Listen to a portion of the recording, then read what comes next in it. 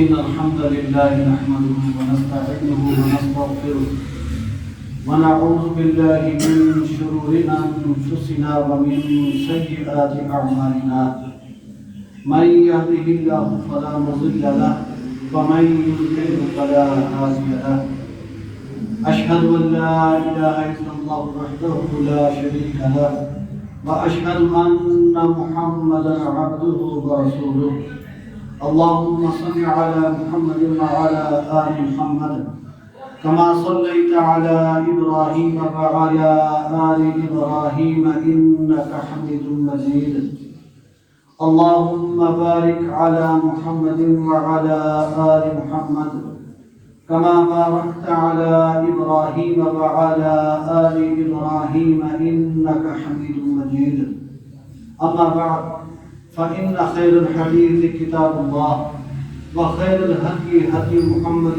صلى الله عليه وسلم وشر الأمور محدثاتها وكل محدثة بدعة وكل بدعة ضلالة وكل ضلالة في النار. أعوذ بالله السميع العليم من الشيطان الرجيم من همزه ونفخه ونفثه. يا أيها الذين آمنوا اتقوا الله حق تقاته ولا تموتن إلا وأنتم مسلمون. يا أيها الناس اتقوا ربكم الذي خلقكم من نفس واحدة وخلق منها زوجها وبث منهما رجالا كثيرا ونساء واتقوا الله الذي تساءلون به والأرحام إن الله كان عليكم رقيبا. يا أيها الذين آمنوا اتقوا الله وقولوا قولا سديدا يصلح لكم أعمالكم ويغفر لكم ذنوبكم ومن يطع الله ورسوله فقد فاز فوزا عظيما. فأما من أعطى واتقى وصدق بالحسنى فسنيسره لليسرى. ہر قسم کی حمد تعریف و ستائش اللہ ہمارے ملک کے لیے ہے جس اکیلے نے ساری کائنات کو پیدا کیا ہے. درود و سلام نبی محترم رسول مکرم جناب محمد کریم صلی اللہ علیہ وسلم کی ذات اقدس پر جن کو اللہ تعالیٰ نے دین حق کے ساتھ مبعوث فرمایا. میرے محترم بزرگوں اور بھائیوں، اللہ تعالیٰ نے جناب محمد کریم صلی اللہ علیہ وسلم کو آخری نبی رسول بنا کے بھیجا، اور آپ کو اللہ تعالیٰ نے پوری کائنات کے لیے جن و انس کے لیے نبی رسول بنایا، اور آپ کے بعد کوئی نبی رسول دنیا میں آنے والا نہیں. اور انبیاء رسول کا کام علیہ السلام جیسے کہ آپ کو معلوم ہے کہ اللہ کے دین کی دعوت کو انسانوں تک پہنچانا ہوتا ہے اور ان کو سمجھانا ہوتا ہے. دین کی بات بتانا، اس کو سمجھانا، عمل کر کے دکھانا، یہ انبیاء کرام علیہ السلام کی ذمہ داری ہے. اور اگر اللہ تعالیٰ انبیاء کرام علیہ السلام میں سے کسی کو زمین میں اقتدار سونپ دے، حکومت دے دے، پھر اللہ تعالیٰ کے دین کو اللہ کی زمین پر نافذ کر دینا، یہ انبیاء کرام علیہ السلام کی ذمہ داری ہے. اور ہمارے پیارے نبی نے اس ذمہ داری کو بڑے ہی احسن انداز میں پورا کر کے دکھایا. اور اللہ تعالیٰ نے پھر آپ کو جو ساتھیوں جو اصحاب دیے، کسی نبی رسول کے حصے میں ایسے جانی صاحب نہیں. پھر ان میں سے بھی اللہ تعالیٰ نے درجات دیے مختلف، کسی کو اعلیٰ مقام دیا، کسی کو اس سے کم، کسی کو اس سے کم. بہرحال یہ اللہ کی تقسیم ہے، لیکن تمام کے تمام صحابہ جنتی ہیں، اور ہم تمام صحابہ کرام کے ساتھ محبت رکھتے ہیں. بلکہ ہر اہل ایمان کا جو بھی فرد ہے دنیا میں کسی جگہ پر بھی ہمارا اس کے ساتھ ایک قلبی تعلق ہے. ہماری اس کے ساتھ ایک محبت ہے، بے شک ہم ان کو جانتے ہیں یا نہ جانتے ہیں۔ امریکہ کا رہنے والا، افریقہ کا رہنے والا، مشرق، مغرب، شمال، جنوب، دنیا کے کسی کونے میں کوئی ایمان والا موجود ہے، ہم اس سے ملے ہیں یا نہیں ملے، اس کو جانتے ہیں یا نہیں جانتے، اس کی محبت ہمارے دل کے اندر موجود ہے۔ میرے بھائیوں، جناب ابوبکر صدیق رضی اللہ تعالیٰ عنہ اصحاب محمد صلی اللہ علیہ وسلم میں سے سب سے اعلیٰ مقصد ان کے مناقب کے بارے میں بات کی تھی پچھلا جو میرا جبہ تھا اس میں۔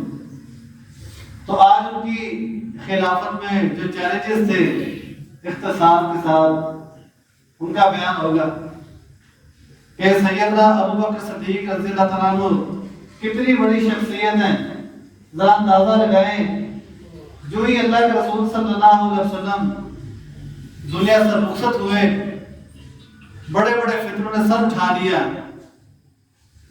ایک طرف روم کی سلطنت عیسائیوں کی، ایک طرف منافقین، ایک طرف یہود، ان کا آپس میں گٹھ جوڑ اور اسلام کو ختم کرنے کی سازشیں۔ اللہ کے رسول صلی اللہ علیہ وسلم دنیا سے رخصت ہوئے تو ان کو یہ لگا کہ شاید یہ اسلام کو ختم کر دیں گے، لیکن ان کو یہ پتہ نہیں تھا کہ جس ہستی اقدس و مقدس نے، یعنی اللہ تعالیٰ کی ذات نے اس دین کو نازل کیا ہے، جس مالک نے محمد کریم صلی اللہ علیہ وسلم کو نبی رسول بنا کر بھیجا ہے، اور جن کے ذریعے سے اللہ تعالیٰ نے اسلام کو غالب کیا ہے، اگر وہ دنیا سے رخصت ہو گئے تو کیا ہوا؟ اللہ تعالیٰ تو اپنے دین کو دنیا کے کونے کونے تک پہنچا کر رہے گا۔ اس نے اپنے نبی رسولوں کے بعد پھر ایسے لوگوں کا انتخاب کر رکھا ہے جو کہ اس کے اولیاء ہیں، اس کے دوست ہیں، اس کے محبوبہ پسندیدہ بندے ہیں، جن کے ذریعے سے اللہ تعالیٰ نے اس دین کی مدد فرمائے۔ نبی کریم صلی اللہ علیہ وسلم اپنے آخری ایام میں آپ نے جناب اسامہ بن زید رضی اللہ تعالیٰ عنہ کو ایک لشکر دے کر تیار کیا رومیوں کے خلاف، اور آپ نے اسامہ کو روانہ کر دیا۔ اور اسامہ رضی اللہ تعالیٰ عنہ اتنی محبت کرتے تھے اللہ کے رسول صلی اللہ علیہ وسلم زید کے بیٹے اسامہ سے کہ جس طرح آپ اپنے نواسوں حسنین کریمین رضی اللہ تعالیٰ عنہ کے ساتھ کیا کرتے تھے۔ یہ 17-18 سال کا نوجوان اسامہ بن زید، آپ نے تقریباً 30,000 کا لشکر اس کے کمان میں رومیوں کے خلاف روانہ کیا، اور سبب اس کا یہ تھا کہ آپ کی زندگی میں ہونے والا سب سے زیادہ خون ریز مارکا جنگ موتا، اس میں ان کے والد شہید ہوئے تھے زید۔ تو آپ نے فرمایا کہ رومیوں کو سبق سکھانا چاہیے۔ ایک تو یہ کہ شاید یہ سمجھ بیٹھے ہیں کہ مسلمان کمزور لوگ ہیں کہ ان کو ایسے کچھ دیا جائے گا، ان کو ذرا پتہ چلے کہ یہ اللہ تعالیٰ کے بندے جو اس روئے زمین کے اوپر صرف ایک اللہ کو الہ ماننے والے ہیں اور اس پر بھروسہ کرنے والے ہیں، دنیا کی کتنی بڑی طاقت کیوں نہ ہو، یہ کسی کو خاطر میں نہیں لاتے، یہ اپنی تعداد کو نہیں دیکھتے، اپنے قلت اور کثرت پر ان کی ایمان کی بنیاد نہیں ہے، یہ اللہ میں تکبر بھروسہ کرتے ہیں۔ یہ تو اللہ کی خاطر چٹانوں سے ٹکرا جانے والے ہیں، سمندروں میں کود جانے والے ہیں، ان کے سامنے صرف اللہ کی رضا ہے، اس کے سوائے ان کے سامنے کچھ نہیں۔ بڑے سے بڑی طاقت، میانوں سے نکلی ہوئی تلواریں، نیزوں پہ یعنی کمانوں پہ چڑھے ہوئے تیر کبھی ان کو خوفزدہ نہیں کر سکتے، یہاں تک کہ روم و ایران کے درباروں میں جا کر صحابہ کرام رضوان اللہ علیہم اجمعین ننگی تلواروں کے سامنے اس طرح کلمہ حق کہتے کہ وہ حیران رہ جاتے کہ یہ کون لوگ ہیں۔ ان کو ذرا ڈر نہیں اس بات کا کہ اگر انہوں نے ذرا گستاخی کی تو ان کی گردن تن سے جدا کر دی جائے گی، ان کو اس بات کا کوئی خوف نہیں۔ آپ نے روانہ کی لشکر کو، اللہ کا کرنا جو اس کے مقام پہ پہنچے جناب اسامہ بن زید، تو نبی کریم صلی اللہ علیہ وسلم بیمار ہو گئے۔ آپ کی بیماری کے متعلق خبریں ان کو پہنچنے لگی، انہوں نے وہاں قیام کیا اور نبی کریم صلی اللہ علیہ وسلم کی صحت یابی کا انتظار کرنے لگے۔ وہاں سے آتے آ کر آپ کی عیادت کرتے، پھر لوٹ جاتے، لیکن اللہ رب العزت کو کچھ اور منظور تھا۔ نبی کریم صلی اللہ علیہ وسلم دنیا سے رخصت ہو گئے اور اسامہ اپنے لشکر کو لے کر وہاں پڑاؤ کیے ہوئے ہیں۔ ادھر خلافت کا مسئلہ کہ کیا کیا جائے، کس کو خلیفہ بنایا جائے، ایک طرف مہاجرین ہیں، ایک طرف انصار ہیں، اختلاف کی صورت بڑھ رہی ہے۔ کچھ اس معاملے میں بعض لوگوں میں ایک تلخی بھی دیکھی جا رہی ہے، لیکن اس آزمائش کی گھڑی میں جناب ابو بکر عمر رضی اللہ تعالیٰ عنہ انہوں نے حالات کو کنٹرول کیا۔ اور اس بات کو ہمیشہ یاد رکھیں، کوئی انسان کسی کو کنٹرول نہیں کر سکتا، کسی کو روک نہیں سکتا۔ صرف ایک چیز وہاں صحابہ کو روکنے والی تھی، اور وہ کیا تھی؟ اللہ کا فرمان اور جناب محمد کریم صلی اللہ علیہ وسلم کا فرمان۔ یہ وہ بات تھی جس کے آگے ان کے سن جھک جایا کرتے تھے۔ مقصد یہ کہ حدیث بیان کی گئی کہ نبی کریم صلی اللہ علیہ وسلم نے فرمایا خلیفہ قریش میں سے ہو۔ باتیں لمبی ہیں لیکن اشارہ کر کے انشاءاللہ آگے چلتے ہیں۔ ابو بکر صدیق رضی اللہ تعالیٰ عنہ خلیفہ بن گئے، لمبی بات ہے، بس مقصد یہ کہ وہ خلیفہ بن گئے۔ خلیفہ بننے کے بعد انہوں نے خطبہ دیا، اے لوگوں، میں تمہارا امیر بنا دیا گیا ہوں اور میں تم سے بہتر نہیں ہوں۔ ایسا نہیں ہے، دیکھو تواضع دیکھیں، ان کی ساری عاجزی۔ حالانکہ افضل البشر بعد الانبیاء، یہ بات ہے کہ نبی رسولوں کے بعد ابو بکر صدیق رضی اللہ تعالیٰ عنہ سب سے افضل ترین آدمی، لیکن کہتے ہیں میں تم سے بہتر نہیں۔ اگر میں اللہ اس کے رسول کی اطاعت کروں اور تمہیں اس کا حکم دوں، میری بات کو مانو، اور اگر اللہ اس کے رسول کے خلاف اپنے اجتہاد کی وجہ سے، لا علمی کی وجہ سے، یہ نہیں ہے کہ دانستہ طور پہ اگر مجھ سے ایسا کوئی کام سرزد ہو جائے، ایسی بات ہو تو مجھے سیدھا کر دینا۔ میرے نزدیک جو کمزور ہے تم میں سے وہ طاقتور ہے، اور جو طاقتور ہیں میں ان کو کمزور خیال کرتا ہوں۔ انصاف کی وجہ سے خلیفہ بن گئے اور ساتھ حکم دیا کہ اسامہ کے لشکر کو روانہ کر دیے۔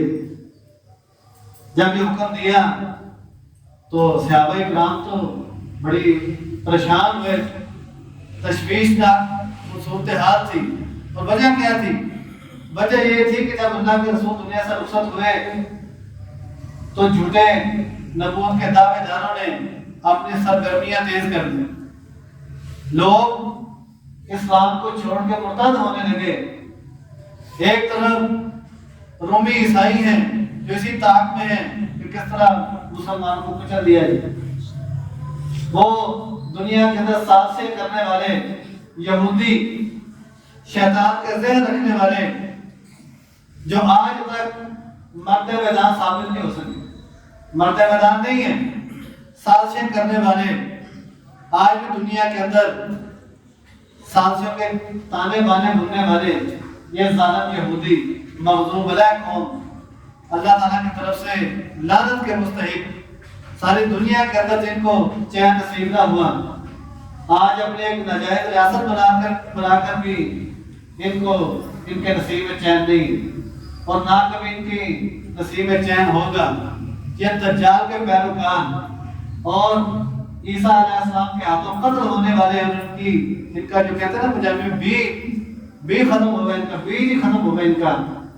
تو خیر یہ سازشی سب متحرک ہو گئے، تو صحابہ کہنے لگے کہ ابو بکر یہ کیسے آپ نے فیصلہ کر دیا کہ اسامہ کے لشکر کو بھیج دیا جائے، اتنا بڑا لشکر اگر یہ روانہ ہو گیا تو مدینہ تو خالی ہو جائے، اور اگر مدینہ کو بھی یہ روانہ ہوگی تو پھر کیا بنے گا؟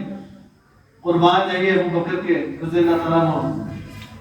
فرماتے ہیں کہ ابو بکر میں اتنی جرأت کہاں سے آ گئی کہ جس لشکر کو اللہ کے رسول نے روانہ کر دیا ابو بکر اس کو روک لے؟ ایسا نہیں ہو سکتا، اسامہ کا لشکر ضرور روانہ ہوگا۔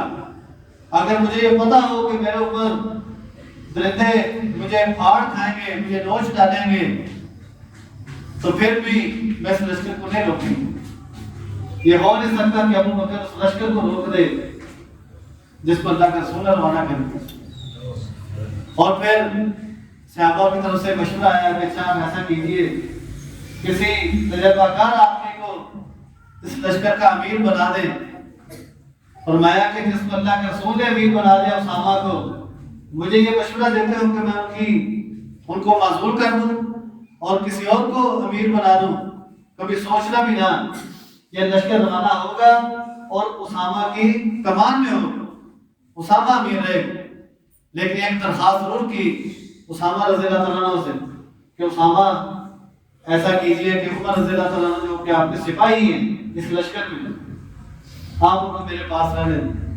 حالات بہت سنگین ہیں، مشورہ کرنا ہے، معاملات کو دیکھنا ہے، تو عمر رضی اللہ عنہ کو ایسا کرو ہمارے پاس رہنے دیں۔ انہوں نے کہا ٹھیک، عمر رضی اللہ عنہ کو رہنے دیں۔ باقی لشکر کو لے کر روانہ ہوئے اور اپنے مہم پر گئے اور اللہ رب العزت کے فضل سے کامیاب ہو کر لوٹے۔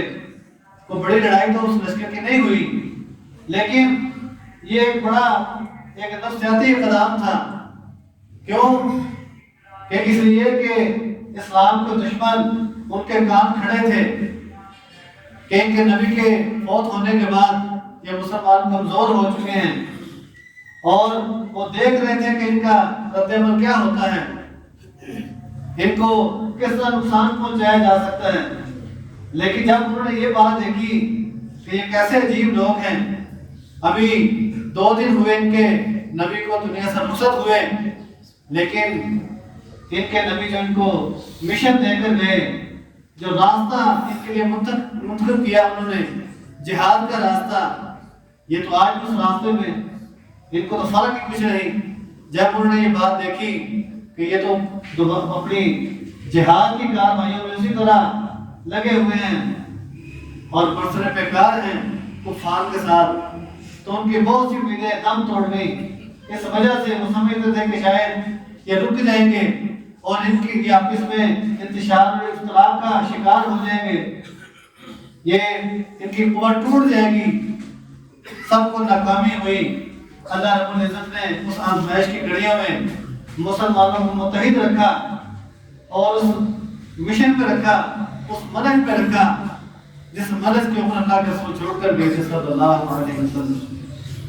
خیر وہ کامیاب و کامران ہو کر لوٹا اسامہ کا لشکر۔ پھر آپ نے مرتدین کی سرکوبی کے لیے آپ نے دستے بنائے اور 11 سپہ سالاروں کو، 11 کمانڈروں کو پھر آپ نے مختلف مہمات پر بھیجا اور خود بھی بنفس نفیس میں شریک ہوئے جناب ابو بکر صدیق رضی اللہ تعالیٰ عنہ۔ مانے انہیں زکوٰۃ، جنہوں نے زکوٰۃ دینے سے انکار کر دیا اور جن کے بارے میں صحابہ بھی ان کو بھی یہ اشکال تھا، یہ تو کلمہ پڑھنے والے لوگ ہیں، نمازیں پڑھنے والے لوگ ہیں، ان کے ساتھ جہاد کیسے کیا جائے، ان کے خلاف تلوار کیسے اٹھائی جائے؟ تو جناب ابو بکر جن کے سینے پر اللہ نے کھول دیا تھا، عمر سے کہتے ہیں عمر مجھے بتاؤ کہ اللہ کے رسول صلی اللہ علیہ وسلم نے یہ نہیں فرمایا کہ مجھے حکم دیا گیا ہے کہ میں لوگوں کے ساتھ قتال کروں، لوگوں سے لڑائی کروں، یہاں تک کہ وہ اس بات کی گواہی دیں کہ اللہ کے سوا کوئی معبود بالحق نہیں ہے، کوئی سچا معبود نہیں ہے، اور محمد صلی اللہ علیہ وسلم اللہ کے رسول ہیں، اور نماز کو قائم کریں اور زکوٰۃ ادا کریں۔ 3 چیزیں، شہادتین، نماز کو قائم کرنا، زکوٰۃ ادا کرنا، ان 3 باتوں کا آپ نے ذکر کیا اس حدیث میں۔ آپ نے فرمایا کہ جس نے یہ کام کر لیے، جیسے شہادتین کی گواہی دی، یعنی کلمہ توحید اور اس کے تقاضوں کو پورا کرنا، پھر نماز کو قائم کرنا، زکوٰۃ ادا کرنا، جس نے یہ کام کر لیے اس نے مجھ سے اپنا مال بھی اور اپنا خون بھی محفوظ کر لی۔ یعنی کیا مطلب کہ ان لوگوں کے خلاف اسلام تلوار نہیں اٹھائے گا۔ جو شہادتین کی گواہی، جو اس بات کی گواہی دیں کہ اللہ کے سوا کوئی معبود بالحق نہیں ہے، محمد صلی اللہ علیہ وسلم اللہ کے رسول ہے، نماز کو قائم کرے، زکات ادا کرے۔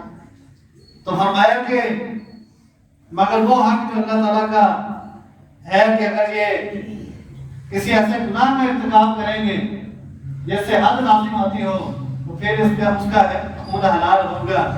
جو جرم کا ارتکاب کرے، جو کسی کو ناجائز ناحق قتل کرے گا، قصاص کے طور پہ اس کو قتل کیا جائے گا۔ جو شادی شدہ بدکاری کرے گا اس کو رجم کیا جائے گا۔ اس کے علاوہ ان لوگوں نے جو ان باتوں کا اقرار کرتے ہیں انہوں نے اپنے مال اور اپنے خون محفوظ کروا لیا۔ تو آپ نے فرمایا کہ جو زکوٰۃ کا انکار کرنے والے ہیں کس طرح میں ان کے خلاف قتال نہ کروں؟ میں نماز اور زکوٰۃ میں کوئی فرق نہیں کرتا اور میں ان کے خلاف ضرور قتال کروں گا۔ اور اگر یہ وہ رسی بھی روک لیں گے جو اللہ کے رسول کے دور میں یہ دیا کرتے تھے زکوٰۃ کے طور پہ، اگر یہ رسی بھی روکیں گے پھر بھی ان کے خلاف قتال۔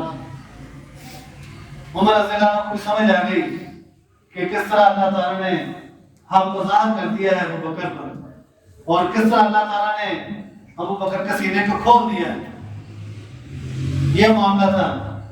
پھر مرتدین، جھوٹے نبی، قصہ مختصر، نبی کریم صلی اللہ علیہ وسلم کے دور میں ہی نبوت کا دعویٰ کرنے والا مسیلمہ کذاب، بنو حنیفہ جس کا قبیلہ تھا، یمامہ کا رہنے والا، اس نے نبوت کا اعلان کیا اور آپ نے اپنی زندگی میں اس کو مسیلمہ کذاب کا نام دیا، جھوٹا، یعنی جھوٹا دعویٰ کرنے والا نبوت کا۔ یہ آدمی 4 لاکھ کا لشکر لے کر تیار تھا مسلمانوں کے مقابلے میں۔ مہمات تو بہت زیادہ تھی۔ یہ تو آپ جناب ابو بکر کی سیرت پڑھیں تو پھر آپ کو پتہ چلے کہ کتنے بڑے چیلنجز تھے جو ابو بکر کو درپیش تھے۔ اور ابو بکر رضی اللہ تعالیٰ عنہ نے اس بات کی پرواہ کیے بغیر کہ ہماری قوت اور طاقت کتنی ہے، اگر یہ سارے لوگ ہم پہ حملہ کر دیں تو اس کا مقابلہ کیسے کریں گے، ان تمام باتوں کو چھوڑ کر پوری اپنی ایمانی قوت کا مظاہرہ کرتے ہوئے یہ بات کہی کہ ان کے خلاف ہم جہاد اور قتال کریں گے، اس لیے کہ اللہ کی مدد ہمارے ساتھ۔ ساری قوتیں، ساری طاقتیں اللہ تعالیٰ عطا کرنے والا ہے، اس کی طاقت ہے۔ مسلمان کبھی اپنی کثرت اور قلت کی بنا پہ جہاد اور قتال نہیں کرتا۔ مسلمان کا مقصد اللہ کے کلمے کو بلند کرنے کے لیے اللہ کے راستے میں نکلنا ہے، اور مسلمان کی قوت اللہ تعالیٰ کی نصرت، اس کی مدد، اس پہ توکل کرنا، اس پہ بھروسہ اور اس کے اوپر امید رکھنا، یہی مسلمان کی طاقت ہوتی ہے۔ تو اسی طاقت کی بنا پر ابو بکر کھڑے تھے اور انہوں نے بڑے اپنے دور کے فتنوں کے ساتھ فتنوں کا مقابلہ کیا، ان سے ٹکرا گئے۔ وہ بنو حنیفہ کا بد شکل آدمی مسیلمہ کذاب، صحابہ کرام نے ایک باغ کے اندر بڑی خونریز لڑائی ہوئی باغ کے اندر، اور ایک صحابی براء بن مالک رضی اللہ تعالیٰ عنہ، انہوں نے یہ کارروائی کی کیونکہ وہ سارا لشکر کا بہت بڑا حصہ اس لشکر کا ایک باغ کے اندر جمع تھے اور 22 صحابہ کرام تھے۔ بڑا سا گیٹ انہوں نے اندر سے جو ہے نا وہ بند کیا ہوا تھا اس گیٹ کو۔ ایک صحابی دوسروں نے پکڑ کے اوپر سے اس کو پھینکا اندر، ایک صحابی کو براء بن مالک کو، انہوں نے جا کر دروازہ کھولا اور ایسے نہیں کھول دیا بلکہ لڑائی کر کے تلوار کے ساتھ ان کا مقابلہ کر کے اندازہ کرے کہ آدمی کیا کر سکتا ہے، لیکن جس کے ساتھ اللہ کی مدد ہو وہ ان چیزوں کو نہیں دیکھتا کہ اسباب کیا ہیں۔ دروازہ کھولا اور پھر صحابہ کرام کی جماعت سیلاب کی طرح اس باغ میں داخل ہوئی اور گاجر مولی کی طرح ان مرتدین کو کاٹ کے رکھ دیا، اور مسیلمہ کذاب کو، وحشی بن حرب جنہوں نے اسلام کے ستون کو گرایا تھا، حمزہ بن عبد المطلب رضی اللہ تعالیٰ عنہ، احد کے میدان میں کسی وحشی نے نیزہ تاک کر ان کو مارا تھا اور اس وجہ سے وہ شہید ہوئے تھے، آپ کے چچا جناب حمزہ رضی اللہ تعالیٰ عنہ۔ اسی وحشی نے اس داغ کو دھونے کے لیے جبکہ اللہ کا رسول نے معاف کر دیا اور وہ مسلمان ہو گیا تھا، لیکن آج اس کے پاس موقع تھا کہ اس لگے ہوئے داغ کو دھونے کا۔ اس نے جناب اسی طرح نیزہ تاک کے اس مسلمہ کذاب کو مارا جس سے وہ جہنم حاصل ہوا، اور بڑی ایک خونریز مار کے بعد اللہ تعالیٰ نے مسلمانوں کو فتح عطا فرمائی۔ تو یہ سارے جو چیلنجز تھے ابو بکر اس سے نپٹے کمال ایمان کے ساتھ۔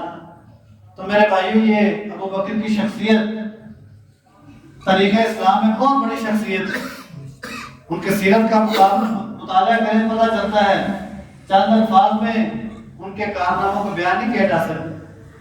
ان کی سیرت کو پڑھیں کہ کس طرح اللہ اس کے رسول کے اوپر ان کا ایمان تھا، کس طرح ان کو اللہ اور اس کے رسول سے محبت تھی، پھر ان کی ایمانی جذبہ، ایمانی قوت، اللہ پہ بھروسہ، اسی بنا پہ دیکھیں آج ہم ڈرامے دیکھتے ہیں عثمان کے، ارطغرل کے، اور اس میں جو لڑائیاں جاری ہمیں دکھائی جاتی ہیں کہ تھوڑے سے بندے اتنے بڑے لشکروں کو شکست دیتے ہیں، یہ تو محض ڈرامے ہیں، لیکن یہ حقیقتیں گزر چکی ہیں، کتابی باتیں نہیں ہیں۔ آپ سوچ سکتے ہیں کہ 2 لاکھ کا لشکر رومیوں کا، اور ان کے مقابلے میں 3000 مسلمان جنگ موتا میں، اور جناب خالد بن ولید رضی اللہ عنہ کے ہاتھ میں 9 تلواریں ٹوٹی، تو اندازہ کر سکتے ہیں کتنے کافر کو قتل کیا۔ اور 3000 بندے تو ملتے نہیں، تلاش کرنے سے نہیں ملتے 2 لاکھ کے لشکر میں، لیکن یہ حقیقتیں تھی۔ بدر کا آپ کو معلوم ہے، اور میں کیا ہوا آپ جانتے ہیں۔ کبھی بھی ایسا نہیں ہوا کہ صحابہ کرام کی تعداد کفار سے زیادہ سوائے حنین کے۔ تو کبھی آپ دیکھیں کہ جنگ یرموک میں، جنگ قادسیہ میں مسلمانوں کی کامیابی تعداد کو دیکھیں، تو میرے بھائیوں اللہ تعالیٰ پہ جب انسان بھروسہ کرتا ہے، اس پہ امید لگاتا ہے، اور اس کے لیے تلوار اٹھانا یہ شرط ہے، اس کے دین کے غلبے کے لیے جب نکلتا ہے پھر موت کو تلاش کرتا ہے۔ موت کا کیا تلاش کرنا ہے؟ یہ مسلمان موت کو تلاش کرتے ہیں، یہ تو شدائی ہے شہادت کے، موت تو ان کے آگے بھاگتی ہے۔ تو میرے بھائیوں، ابو بکر صدیق رضی اللہ عنہ بہت بڑی شخصیت ہے، ان کی سیرت کا مطالعہ کرنا چاہیے۔ اور ایک بار پھر میں اس بات کو دہراتا ہوں کہ اللہ کے رسول صلی اللہ علیہ وسلم جتنے بھی دنیا میں آئے سب پر ہمارا ایمان ہے۔ دنیا کے اندر آج واحد مسلمان ہیں جو اللہ تعالیٰ کے سارے نبی رسولوں پر ایمان رکھتے ہیں، اور مسلمانوں میں سے پھر اہل سنہ والجماعہ جن کو ہم اہل حدیث کہتے ہیں، اور پھر ان میں دوسرے بھی شامل ہیں اہل سنت میں، ائمہ اربعہ کے ماننے والے، پھر اہل الحدیث، اس طرح جو اور لوگ بھی ہیں، یہ سارے اہل سنت میں شامل ہیں کہ شیعوں کے مقابلے میں، شیعوں کے مقابلے میں۔ تو اہل سنت دنیا کے اندر مسلمانوں میں واحد لوگ ہیں جو اللہ کے رسول صلی اللہ علیہ وسلم کے صحابہ کے ساتھ سب کے ساتھ محبت کرتے ہیں، سب کو جنتی سمجھتے ہیں۔ تو میرے بھائیوں، نبیوں کے ساتھ، صحابہ کے ساتھ، اور پوری دنیا کے اہل ایمان کے ساتھ ہم محبت رکھتے ہیں، ہمارے دلوں کے اندر ان کی محبت ہے، اور ان کے ساتھ محبت رکھنا یہ اللہ تعالیٰ کی اطاعت اور فرما برداری ہے۔ بات کو مکمل کرنا وقت ہو گیا ہے۔ نبی کریم صلی اللہ علیہ وسلم کی ایک حدیث بیان کر کے بات مکمل کرتا ہوں۔ آپ نے فرمایا من احب للہ، کہ جس آدمی نے محبت کی اللہ کے لیے، وابغض للہ، اور اس نے بغض رکھا اللہ کے لیے، واعطى للہ، اور اس نے دیا اللہ کے لیے، ومنع للہ، اور اس نے روک لیا نہ دیا صرف اللہ کے لیے، فقد استکمل الایمان، فقد استکمل الایمان، اس آدمی نے اپنے ایمان کو مکمل کر دیا۔ تو میرے بھائیوں، ہمیں اللہ کے لیے محبت کرنی چاہیے، اللہ کے لیے کسی کے ساتھ بغض رکھنا چاہیے۔ ہماری دوستی دشمنیاں اللہ تعالیٰ کی پسند اور ناپسند کی بنیاد پہ ہونی چاہیے۔ اللہ تعالیٰ ہمیں دین کو سیکھنے کی، سمجھنے کی، عمل کرنے کی، اور اس کو آگے پھیلانے کی توفیق عطا فرمائے۔